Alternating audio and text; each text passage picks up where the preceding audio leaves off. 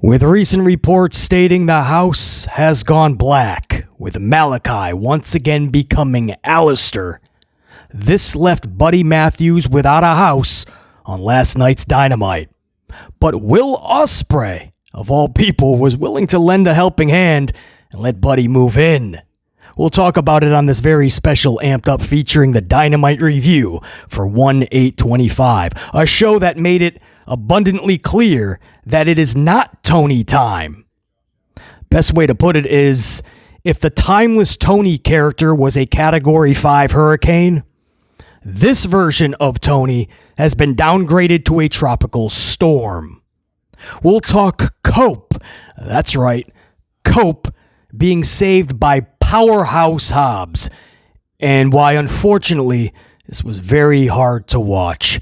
Jeffrey Jarrett, at damn near the age of 58, getting a lot of airtime on AEW television, but even more befuddlingly, looks like he started a story or a feud or something with MJF, leaving a lot of fans going, MJF Jeffrey Jarrett 2025.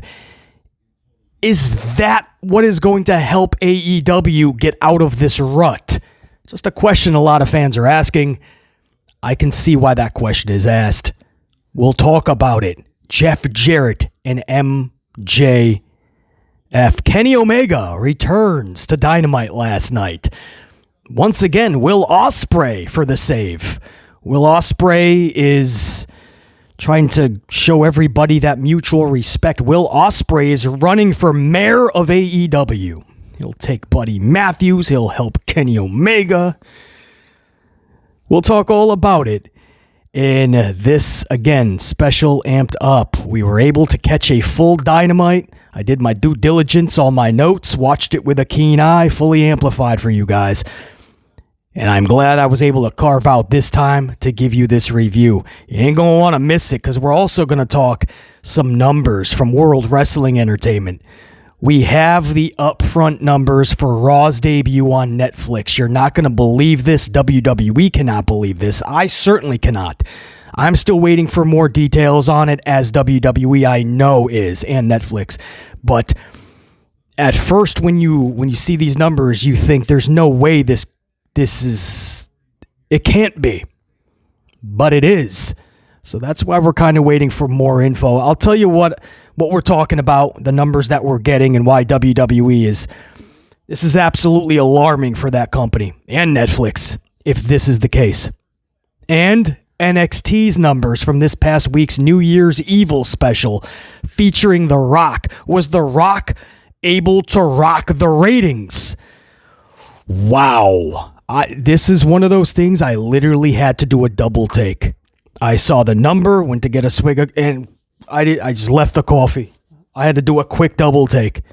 I couldn't believe that number. We'll talk all about it. It's all coming up in today's Amped Up. Grab your coffees. You know the only thing left to do after you get your bevies, let's get amplified. 44 die. We rollin'. Let's go.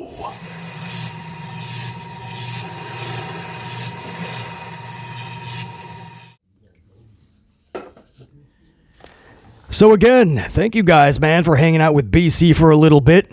Cutting this AEW Dynamite 1/8/25 review. Hopefully I didn't say 24 earlier.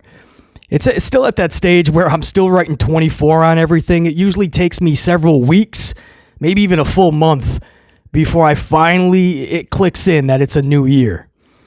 So sometimes you might see on like a thumbnail or a headline, I'll put 24. Usually I catch it kind of quick within the first hour and I'll switch it up. But not able to catch NXT and AEW consistently every week by the show, at least not live.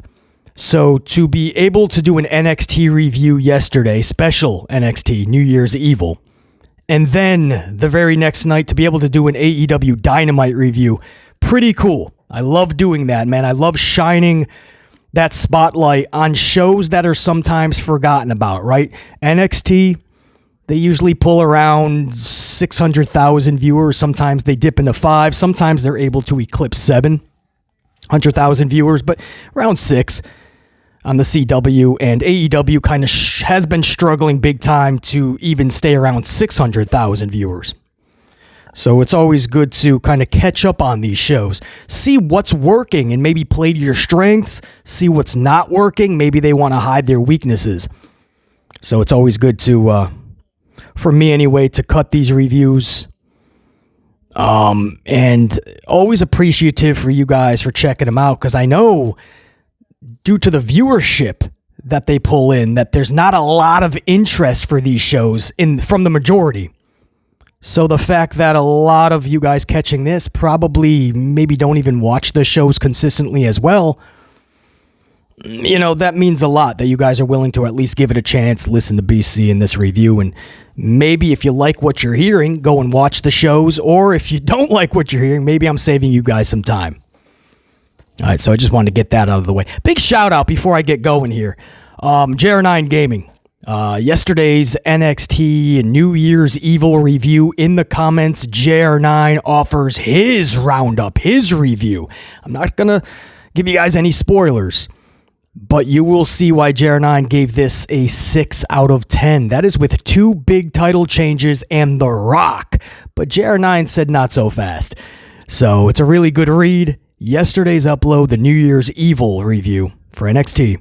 In the comments, JR9 hits you with his roundup. Much respect. Appreciate that, JR9, especially when I'm not able to cut an NXT review. The very next upload that I do put up, JR9's always there to have you guys covered with NXT. Also, I want to give a shout out to D Stands Alone in the Raw review, the condensed Raw review. I did 2 reviews for Raw this week because it was such a monumental Raw, first ever on Netflix. So I did an over 2-hour live stream, which you guys absolutely crushed. I could not appreciate that more, man. Much respect. Man, did we kick ass on that stream. And then I also did a condensed review, just in case, some of you guys just didn't have over 2 hours to check it out. So we did that in a fun way. I introduced Berg, a golden Berg, which is the top 5 best moments of Raw, or at least good moments, and then 5 Colden moments. And we introduced Colden Cody to represent the 5 not so good moments from Raw. And we put that in like a 17-minute upload. At first, it was for everybody for like the first nearly 24 hours, and then it went members only. So if you are a channel member, you can still check that condensed Raw version out. The top 5 golden and top 5 Colden moments, the golden cold of Raw. I love doing it. It was such a unique presentation. First time I've ever done anything like that. You guys seem to have enjoyed it. So I got to give D Stands Alone a shout out for that super chat, super thanks in that upload, chucking a coffee at the channel. But also, even though it's not a super thanks, DC Lanier, I got to give a shout out to, because in that set, like right next to the super thanks, super chat, I just saw DC Lanier, something like, BC, that was dope, or something like, so I appreciate that. It's a very unique thing we did. Try something new. I love when you guys are digging it. So DC, I appreciate the words, man. So let me give a triple shout out, salute. JR9 Gaming with the weekly roundup for NXT's New Year's Evil and yesterday's upload, and then the Raw condensed upload. DC Lanier, D Stands Alone. So triple shout out, salute. All right, let's get going, guys. Before I get into the AEW Dynamite review, I do want to talk some numbers real quick. Raw's number that we are getting, and something is not adding up, but this is what we are getting. Everybody's confused. We're getting word that WWE internally is confused. Netflix is. WrestleNomics, I tried to tap into them. WrestleNomics doesn't know what's going on, at least as of this recording. And that's because we're getting word that the Raw debut on Netflix only pulled it less than 700,000 households. It doesn't make sense. And what's befuddling, or I should say why we can't really tell what is happening with these numbers, is because it's different than Nielsen ratings, guys. I hope that makes sense. Nielsen ratings and the households, or at least how they do the household numbers for Netflix, completely different metric system. Even how Nielsen does their households. So all of us numbers, if you're new to the channel, you'll find out. BC's a numbers. I love numbers, right? Metrics, statistics. All of that just helps us come to a conclusion of facts rather than opinion. And facts always trump opinion. Opinions are great, especially when you have a show. I get it. I offer those as well. But I always like to talk in facts because then we can all congregate with our facts and try to come up with a conclusion that makes things better. So that's why numbers are important. Ratings are important because it tells us what is working, what is not. But all of us numbers guys, we can't kind of, like, if you're not a numbers guy, I know you're probably thinking, can't you guys just say, okay, well, this 675,000 households that Raw brought in, Netflix brought in for Raw, how does that translate from the Nielsen metric? Like, isn't there a way just to go, okay, like currency, right? U.S. currency is different than another country far away, and yen is going to be different than the dollar, whatever. But it's not that easy. If it was that easy, I'd have a proper conclusion, a reason why they pulled such a low viewership. But it's not. We're working really hard to try to find this out, guys. I know I'm kind of all over the place with this story, but that's where we are. We've never seen anything like this. And Netflix is not giving us too much info. And usually that tells you when Netflix is not boasting about numbers, that means they didn't hit what they were hoping for. Anybody will tell you that. Brandon Thurston will tell you that from WrestleNomics. I'm pretty certain. I don't know. It's... Again, we just have to see how it translates. I will tell you this. That sounds like an awfully low number for how Netflix does their numbers and equates their households. To not even get 700,000. I think it was like 660 some odd. It was not good. So we're waiting more info. I'm hoping Netflix releases more. But again, if it's really bad, I don't think they're going to. Or they're just going to try to boast what was good. Like try to cherry pick what they can. And then WWE will run with that like on their social, breaking records for this. We want that viewership though. And it's going to be hard to gain that if it was not a good number. And it's not looking like it was. It's befuddling to BC because that was so heavily, I understand it's streaming and not a lot of people have it and they're not going to pay for it just to watch wrestling. I get it. But you would think like the younger audience, they would get a lot of that because it's Netflix and they already have the subscription.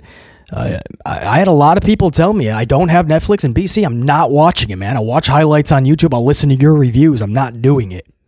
So was it that many though And why that's alarming for WWE is if that's the debut, the most promoted show that Netflix is going to see for WWE, even though it's WrestleMania season and they hit their peaks, all the buzz and the casual fans start to come back, that's not good if you're starting with that number because it's very hard to get that back and go over it. I haven't seen that done in years and years up until just yesterday with NXT. I'll get to that in a minute because I'm astonished by what happened yesterday.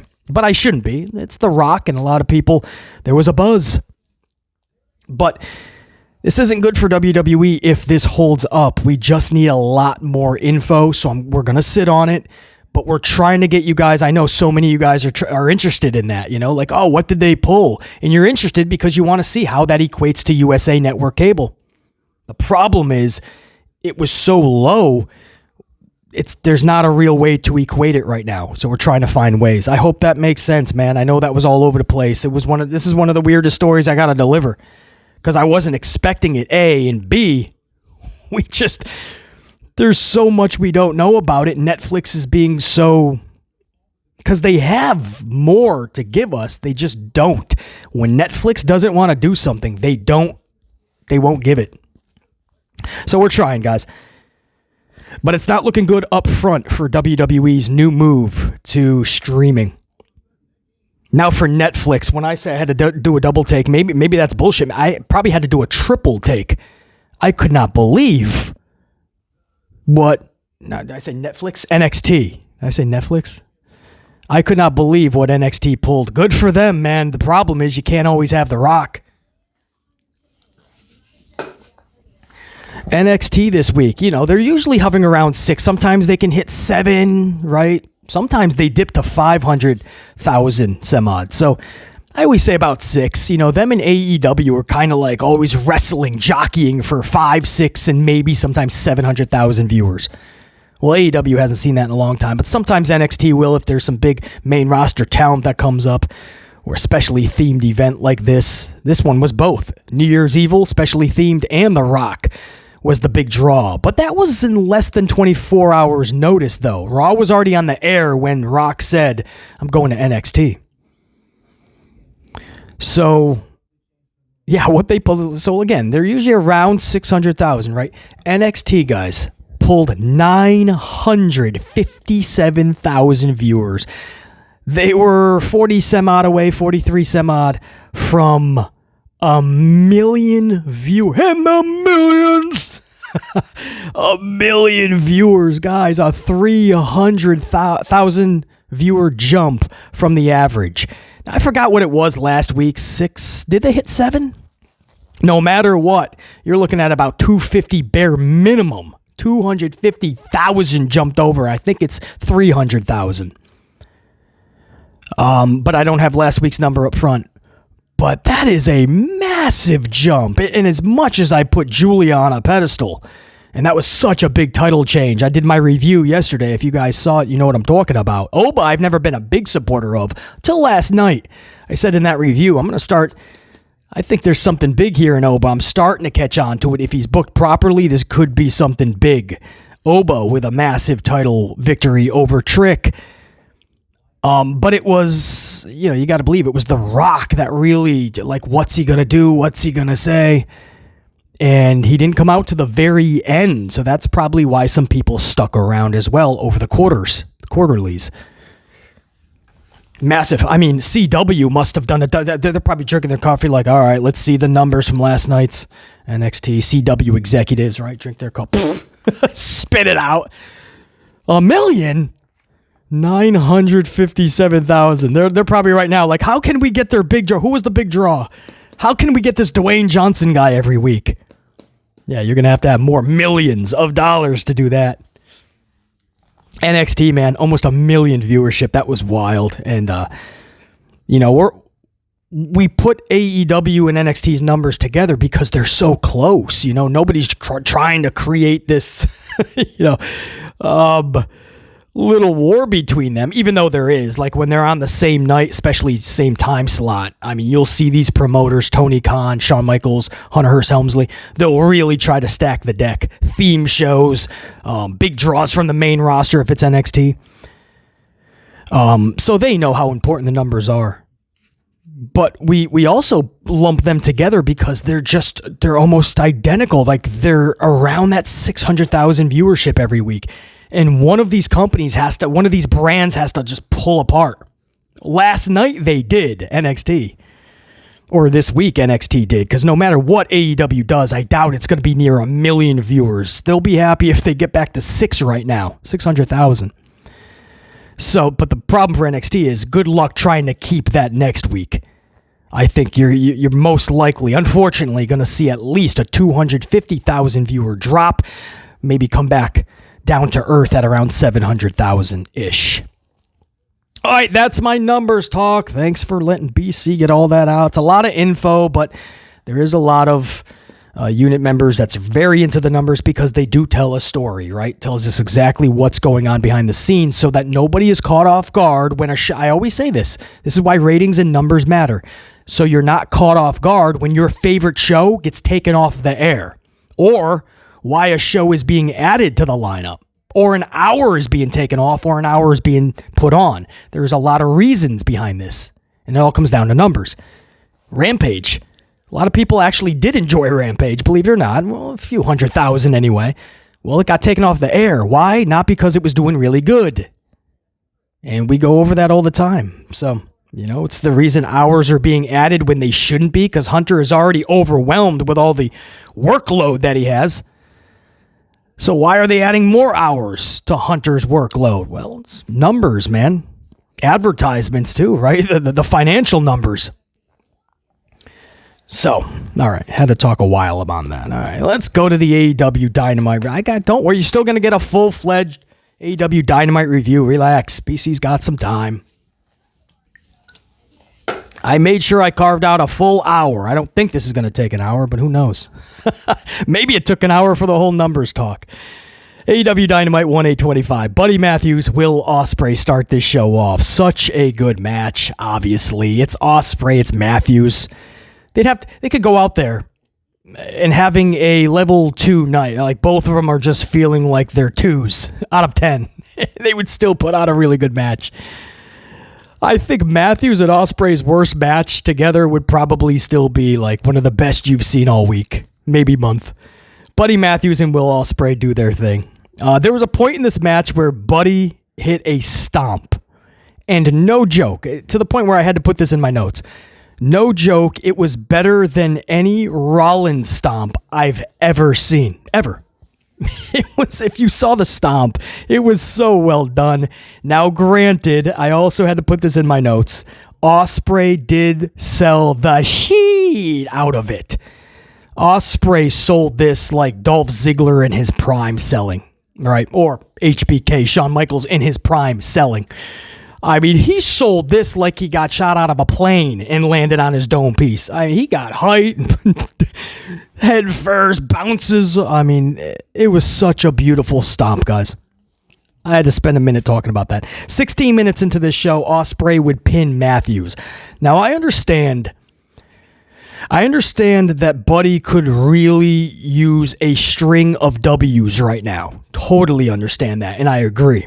I just couldn't fathom the idea of Ospreay losing here. Couldn't fathom it then, last night doing the notes, watching, and I can't fathom it here the next morning. There's just no way. I understand Buddy could have used it. I just couldn't see any way imaginable Ospreay takes this L. So Ospreay wins this matchup. I'm not a fan of the mutual respect post-match because that's what we did get, right? Ospreay with some flattering words to Buddy. And then the two shake hands. And he basically says, like, you got potential singly in this company. And, you know, if you ever need a helping hand, or if you ever need somebody in your corner, I forgot what he said. And then Buddy's like, oh, thanks, man. And he shakes his, and I'm like, that's not Buddy. Buddy doesn't need you to tell him he could be a big single star. You know what I mean? It just didn't make sense, guys. I'm not for it. Too many matches these days are ending in mutual respect. Now, if you say, BC, it's no harm, no foul. It's a good athletic competition. And at the end, they're just like, hey, good job, man. But that's the problem, right? Sometimes, nowadays, I'm not sure if I'm watching a professional wrestling show with faces versus heels and epic storylines, or am I just back in Pee Wee football? Good game, good game, good game, good game, good game, good game. Am I right? It's the best way to put it. Did anybody play sports back when you were, a little kid in school? It's called Pee Wee leagues, Pee Wee football, for instance. And after every game, no matter who won or lost by ever how many points, you would get in line and you would shake the hand of every single player on the other team. And you would just for 1,000 times go, good game, good game, good game, good game, good game, good game.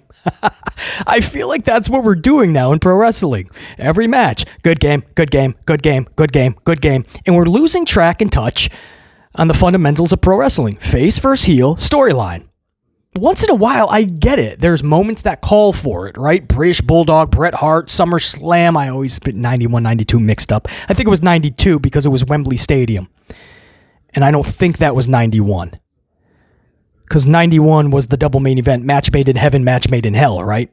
Oh yeah, Elizabeth and Macho Man got married. So I think 92, Wembley Stadium. Anyway, right? The storyline was there for them to shake hands, though. Bret Hart and his sister, who married the British Bulldog, and they're both fighting over the IC title. Who is Diana gonna go for? Her husband or her brother? And at the end, it was such a good match, and Bulldog won. They were two faces, and they shook hands, and the family celebrated. Bret was happy for Bulldog, majorly upset, but My point is, there's times for it. Sometimes you just get a face versus face on TV, they wrestle, and then they shake hands. I get it. But these promotions are doing it way too much now, guys. And it really is, honestly. No dramatizing this. No over-embellishing. No over-exaggerating. It's getting like Pee-wee football. Pro wrestling is just the athletic competition now. Right? And then afterwards, no matter who wins, just shake hands. I say it all the time over in WWE. Hunter doesn't even care if it's a face or a heel. I mean, he's having Gunther shake hands with Cody and Randy Orton. I'm sure no matter if Gunther is a tweener, a face, or a heel, he is going to shake the hand of John Cena at some point this year. At what point, I'm just asking, does a promoter go, maybe don't shake hands? I just don't see how this fits Buddy's character. Now, again, the big report we're getting, guys, is that, and I mentioned this in the cold open teaser, this is a good time to mention it now, that Malakai Black is no longer elite. Now, talent-wise, he's always going to be, obviously, but company-wise, the report is that he's on his way back to WWE. Now, we've known this for a while. We also said that about Buddy, too. I don't know his contract status.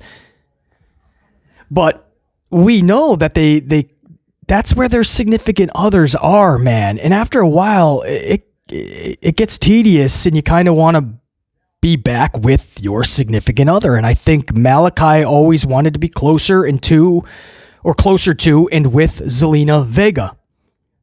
For those that don't know, that's a real life couple. And Zelina is, touring the globe with the WWE while Malakai's over here. Malakai has been saying for months he's not happy with the way he's being used in AEW. He wasn't thrilled the way he was used in WWE, which is what brought him to AEW. We all thought, dude, there's no way you can mess up Malakai, right? I don't know how Vince did it, but Tony will correct it. And then he got some weird booking, most of the time not even on the shows. And then the House of Black, this faction is all he was put in, and that's wrong. He is a singles superstar. The problem is nobody will book him like that. So he's hoping that maybe Hunter will do that. He's got Zelina Vega over there. Can it be worse than what AEW is doing to him? Can Hunter do worse than that? I don't know. I don't put too much stock into how Hunter would book him. I mean, we all had high hopes for Andrade and so many others. Penta. But after a week or two, is Hunter already done with the new toy? But at least he's back with Zelina Vega. Anyway, that's the report. We cannot confirm this 100%. I'll say it like I always do. It's like a Clorox wipe. 99.99%. He is already on his way. Some reports are even saying he's already gone from AEW. But we just don't know because, again, Tony Khan, with injury time or with just time put on, all of that, the contract was supposed to go to 2027. That's the initial report we heard. Malakai's contract, 2027. So we're way off from that. He would have had to have been let out of that contract. But this is also not the first time a false report was put out and Malakai got pissed off. But wasn't that from actually Tony Khan, though? I think it was Tony Khan that said Malakai was locked up for 5 years. This was on an interview, like on a radio show. Tony Khan himself said Malakai is on a 5-year deal. Malakai then went on a social doohickey machine and he cleared the air and he said, absolutely not. I am not on a 5-year deal. We all thought that was weird, man. Why is your boss saying this? And you're like, no, I ain't, bitch. So there's just so much unknown with this contract status of Malakai Black. But whether he's already out of the company or on his way, we have no doubt. Even if he tries to kind of subdue some of these stories soon and, no, I'm happy in AEW, this and that. Guys, through his own admission, that is just false. I understand he might be trying to, throw water onto the flames, but there's no question in anybody's dome piece anymore that Malakai, the dude has come out and said it himself in so many ways without stating it straight up that he wants to be back there. So I am not shocked by this. I am shocked that everybody keeps screwing up his booking, and I really hope that Hunter does not. I hope Hunter takes a deep breath when he sits down with Malakai Aleister Black, because that's what he will be, sits down with Aleister and really draw up a plan. Just don't be like, yeah, well, these are going to be your first couple of matches, and then we'll see what happens from there. Things always change, right? That's what Hunter always says. I hope they really have a convo where they can draw up a multi-month plan from the jump and a long-term plan. Where do we see Aleister? Are we just bringing you in for another good hand? You can have some good matches, and people will chant, "This is awesome," and maybe give you 4 stars, maybe even a 5th. Or do we have a plan? Do we literally as a company see you as the guy or one of the guys? Can you hold the mid-card title and maybe even graduate to the world title? I think he was an NXT champion back in the day, correct? World? So I don't have any doubt that he can. I always believed in this dude as a character. I just don't understand why you just throw him in a faction and always be in these damn 6-man tags. Or just keep him off shows because you have nothing for him. It was weird, man. His AEW booking is not as strange as Miro, but damn close. Nothing will touch Miro's booking in AEW.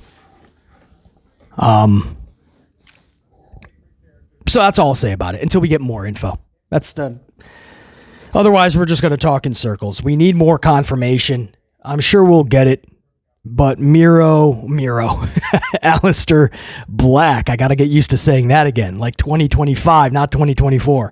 Aleister Black looks to be WWE bound.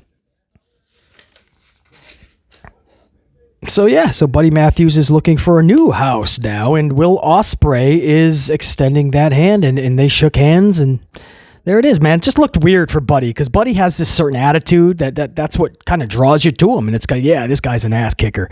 He's got that confidence. He believes in himself. So to listen to all the, like, Ospreay is little brothering him, right?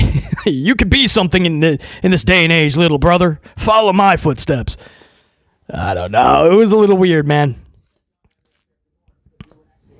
Bobby Lashley and Mark Briscoe was next. Damn, I got to speak on this for 1 minute.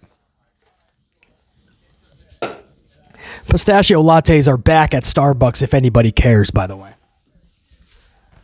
Just ask for 3 pump. 3 pump. That's what I do. I don't like too much of the syrup. You know what I mean? I want the coffee. I want the latte. But I want that touch of pistachio, like the hazelnut, vanilla sometimes. But, yeah, ask for a pistachio, grande pistachio, 3 pump latte. Grande 3 pump pistachio latte. There you go. Say it like that. 3 pumps, perfect. Not too sweet. Get that latte taste.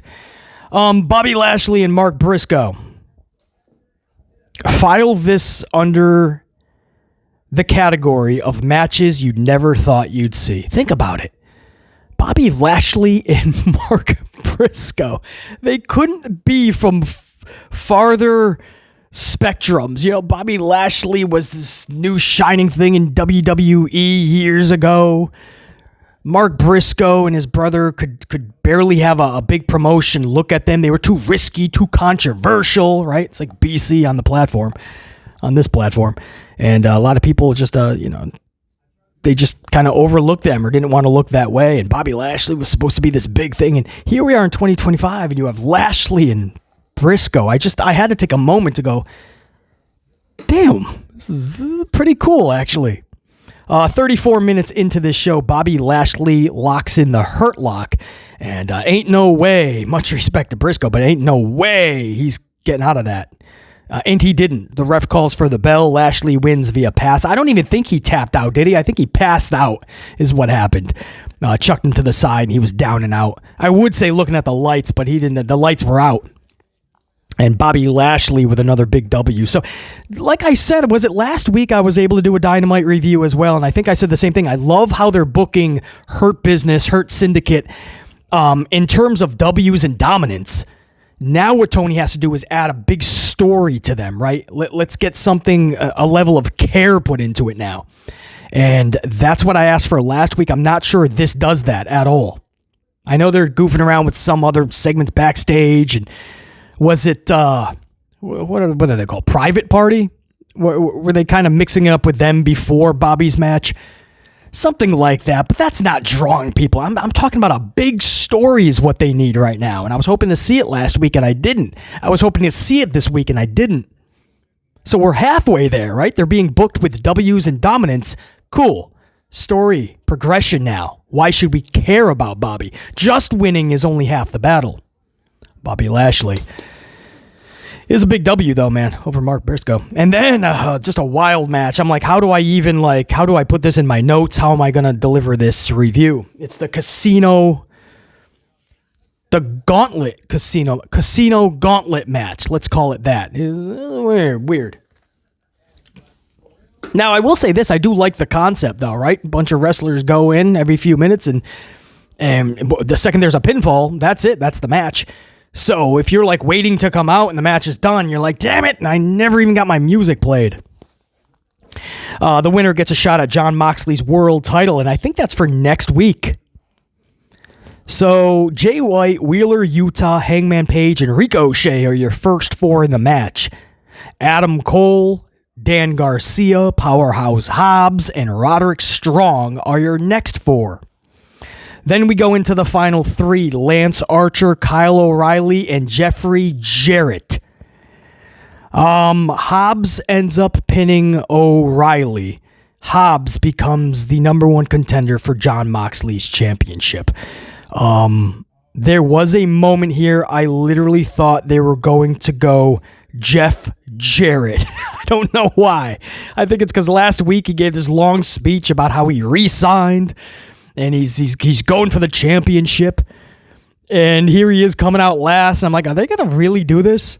And Jeff Jarrett did not, I don't even remember him in this match. In fact, it was weird. When Powerhouse was going up the ramp, he daps Jarrett, who was at the top of the ramp. And then Jarrett goes back to the ring. So to be honest, I don't even remember Jarrett in this match, guys. That's funny. But we go to commercial, so Powerhouse wins, and that's not the last we're going to talk of Power Hobbs. Unfortunately, this is where Tony probably should have hit him in the back.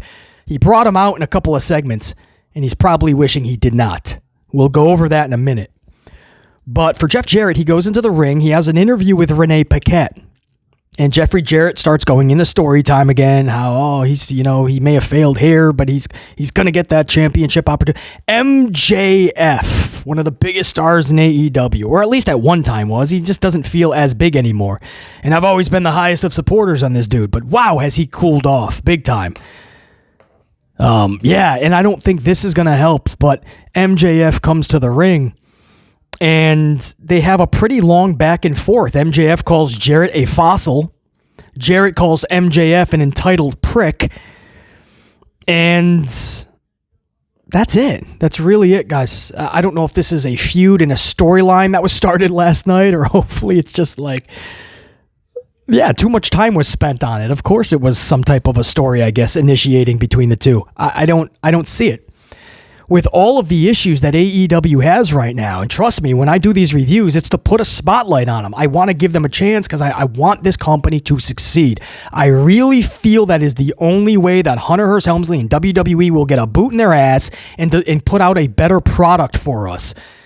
I think that Tony Khan and AEW is the key to doing that. But damn, this is not it. It's to me anyway, and I know I cannot be alone on that, man. Jeff Jarrett and MJF. On one hand, I totally get it. I do. If fans are like, I kind of am okay with that, actually. That could be fun. On one hand, maybe. On the other hand, let's look at this with clear eyes, right? Clear vision. 44 dive straight ahead. It's 2025. AEW has a ton of issues right now, and they need to get out of this rut. Fan interest, unfortunately, is at an all-time low. They're not happy with the product or the creative or the direction. MJF, this is a question I will pose here. Is that really what AEW needs right now? An MJF, Jeffrey Jarrett feud and storyline. Is that what's going to pull them out of the rut? Is that, I'll ask another question, is that the best way to utilize MJF? That's what I would ask. The best way to utilize MJF right now. who at one point was one of your biggest stars in the company, 58-year-old, or about to be 58, obviously that comes after 57, right? 57, 58, whatever he is. If this was another promotion, we'd be dragging this right now, right? But let's not act like Jeffrey Jarrett is Sting at 60-something. We're still like, yeah, one more match. Much respect to Jeff Jarrett. I said the same thing last week. The mid-card was perfect for Jeff Jarrett back in the day. Him in that feud with Razor Ramon and the whole IC championship. That's good. Him as the guy in the company. Him as a world champion. It just doesn't work. It did not help TNA Wrestling. In WCW, it did not help them at all, and he only got that because that's when WCW, unfortunately, was on the downward spiral. Is Jeff Jarrett main event? Because I'm not seeing it. And I give the dude all respect that, man, the old Jeff Jarrett character in WWF, and the Ramon feud, him, Jeff Jarrett with the IC title, I loved it. I never understood him with the WCW world title. I never understood, even though he created the company with Dixie, I never understood him in the main events, and probably why TNA was kind of stifled, to be honest. And I don't understand why in 2025, at damn near 58 years old, Tony Khan is giving him this much TV time, talking about world titles, and in there with one of his biggest superstars, biggest wrestlers, Maxwell Jacob Freeman. I don't understand any of it. I'm giving you guys an honest take on it. It's weird, man, and it's not going to dig them out of the rut. If I had the creative pen in AEW and I have MJF as a talent, oh, we off to the races, goosebumps. Do you know what this dude would be doing last night? Creatively? Do you know what he'd be doing? It wouldn't be calling Jeff Jarrett a fossil. I don't get it, guys. And that's what's frustrating, because they have prime time television time. and it's a show, it's a product that can be really good. And then you see that, and I'm like, no. Weird. Absolutely weird. I can't say it gets better. Cope is out next. And this is sad because I want the best for Powerhouse. I totally understand Tony giving him that opportunity, right? Pushing him is what we call it. But you guys know what I'm about to say. It was hard to watch because, well, first let's set it up, right? Cope is out there. Cope is, what is he even talking about? Cope is saying he's upset that Mox went after his friends, FTR. It was so odd. I'm like, dude, they're friends. Relax. You've had a lot of friends attacked over the years and you've helped them. But he's so passionate. He was like, you talked and went after FTR. So Cope is really upset. So Mox and the Death Riders come out. They annihilate Cope. That's, for those of you that don't know, that's Edge, by the way. Adam Copeland. He didn't feel like Adam Copeland was kind of connecting the name, so he went back to like the 4 letters, hoping that it would connect like Edge. So now he's just Cope. So Cope is getting annihilated, but Mox has him like in a choke. Cope is choked, and that's when Powerhouse Hobbs' I think his music hit. Fans didn't budge. They didn't bat an eyelash. They didn't blink. They didn't go, oh, not even, like usually when music hits, you're like, oh. There was like nothing. Maybe a little, oh, maybe from some. But I was like, dude, that's the dude that just won the Casino Gauntlet. He's going for the title. Like, you would hope there's a bigger pop. Maybe they just don't know his music, right? That happens all the time with BC and WWE. I used to know all their theme songs. They used to be so good. Nowadays, theme songs suck. Nowadays, theme songs hit the air, and I don't know who's coming out through the curtain. I don't know the theme song. Back in the day, you would hear the song. You would be in an uproar before the wrestler even came through the curtain. Nowadays, you don't even know the theme song. So maybe people just didn't know Powerhouse. But when Powerhouse comes out, they're going to be like, oh, it's Powerhouse, man. He's got the match with Mox next week. Guys, he comes through the curtain, even less of a reaction. Nobody cared. He comes out. I think he chased out some of the Death Riders, I believe, right? Was there physicality, or did they all run away?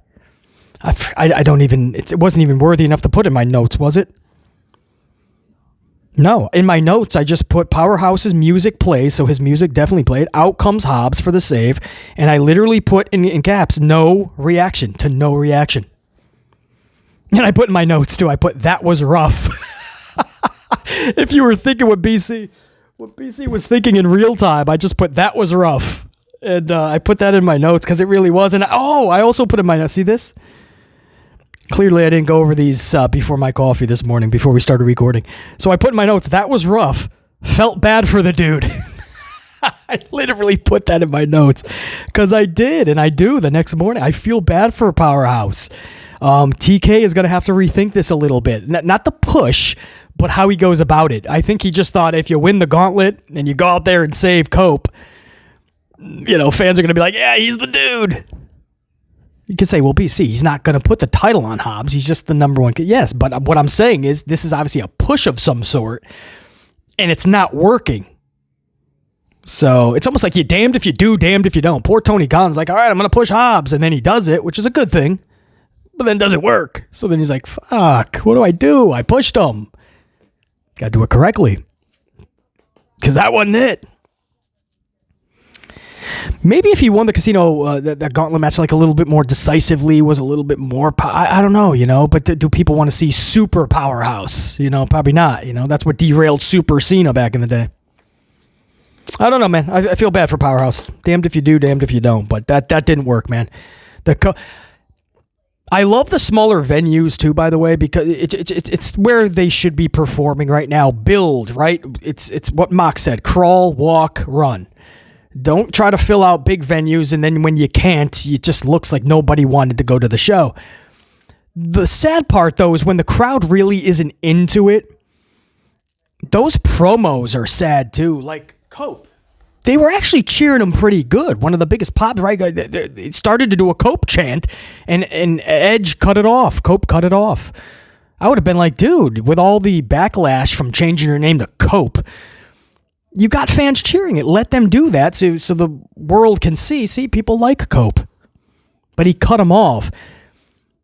But then once the cheering stopped, it was like you could have heard a pin drop, guys. It was so quiet. So Edge would say something expecting like a reaction, and it would be quiet. So then Edge would, Cope would have to keep going. It was just... And then Powerhouse gets no reaction on this. This was rough. This is not how you book Cope for sure. I don't know what. And the end game is him and FTR winning trios titles. It's just, I'm not trying to say I got all the answers, but when you take a step back and you watch this show, and I'm not able to do it every week live anyway. I'm always in the loop of what's happening, always trying to catch what I can. But when you're able to take a step back and watch, it's like it's so obvious what needs to be switched up. And for some reason, the people in charge are just not taking that and switching it up. An hour and 40 minutes into this match, the ladies finally got some TV time. I know you forgot about them, right? I know I did too. An hour and 40 minutes in. And we had a triple threat women's match. Oh, what was on the line for this one? I forgot. Did I put this in the... What was in this one? Oh, for the number one seed for the women's casino gauntlet, which I believe is next week. So they're going to do it now, the women. So they'll get more time than what they got last night for sure. At least that's what it looks like. So for the number one seed, this is Toni Storm versus Chris Statlander versus Willow Nightingale. I'm not sure what Toni was doing in this match. Now, I can say that maybe this is part of this new unsure about herself and her abilities character, this uncertainty, right? This lack of self-confidence Toni Storm that we're seeing. So maybe like she's trying to show that in the ring. I'm hoping that's the case. Otherwise, I mean, Toni is just like that one of the worst performances I've ever seen in terms of skill. There was a moment in this match, guys, where she literally threw herself out of the ring. I think it was Willow. No, maybe it could have been Chris. I don't even know who it was. But she was charging them, and all Statlander did, or Willow, is just like tap them as they ran by, and Toni just throws herself out of the ring and she's out there for like 2 minutes injured. I'm like, what the fuck? What is Toni Storm doing in there? She just looked off. So again, maybe this is just character work, right? Like, we're supposed to see that she's off, and then she's telling us, yeah, something's not right, because that's what happened after the match. She lost the match, guys. She actually was the one looking up at the lights. It was Statlander pinned Storm, not Willow. Statlander pinned Toni Storm. That was a pretty big finish to see Toni Storm looking up at the lights with all of the momentum that she had as Timeless, and to see this version of Toni. And again, she did not look good in that ring at all. And then to be looking up at the lights. But then after the match, she did an interview backstage. I think it was with Renee Paquette? She did an interview, and she was just so down on herself, right? Self-esteem was nowhere to be found. Her confidence was completely kaput. It was just, Toni was done. And she was like, I know it's not, this just wasn't my time. This isn't my time. Basically, it's not Toni time. And she, so depressed, walks off. Oh, I do have to mention, too, real quick, bad acting, too. Really bad acting. Again, I want to believe that she's being over the top cheesy to try to sell this lack of confidence character, right? So she'll go back to Timeless or something. I want to believe that. I cannot believe that Toni Storm was that bad in the ring and then that cheesy and bad at acting in her promo after. I can't believe that. She's been too good recently. Because if that's not the case, then this Toni time character, man, it's not that time at all. And at that point, you want to bring back Timeless. I understand why they separated from that. They really wanted Mariah May to play up a good heel character, you know, and kind of be that prissy one that's better than everybody. And I do see how the Timeless character would conflict with that.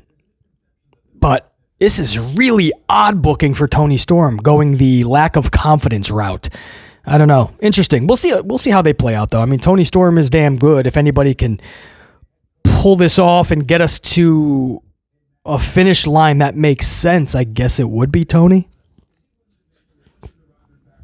And then the last segment of the night was Kenny Omega. Kenny Omega returns to Dynamite. So good seeing that dude. I've always been high on that dude. A polarizing character, polarizing dude in the industry. A lot of people really love this dude. A lot of people just don't like him at all. A lot of people in the middle. I've always supported it. I just see so much talent in Kenny Omega. And I think when he gets good material, he's really good on the mic. Checks off most boxes. Absolutely. So for me, it was good to see him there. Don Callis and the boys come out pretty much. Archer, Cage. They all come out and attack Kenny. Or no, Kenny first, I believe, jumped Callis before Callis could even get... Kenny Omega was going after Don Callis, rightfully so. Then the boys came out. So he's outnumbered. This brought out William Ospreay. Will Ospreay comes out for the save. They're not exactly on the same page, not exactly mutual respect. Kenny Omega and Ospreay have so much history. Ospreay's like, dude, tonight I'm lending hands. I've tried to bring in Buddy Matthews. I'm trying to bring you into the fold. I'm trying to show you guys that if I ever do run for mayor or governor or president, I want your vote. But the Kenny Omega's like, nah, yet, man. You're going to have to earn my mutual respect handshake. So then Ospreay ends up walking off kind of flustered, like, I helped you, man.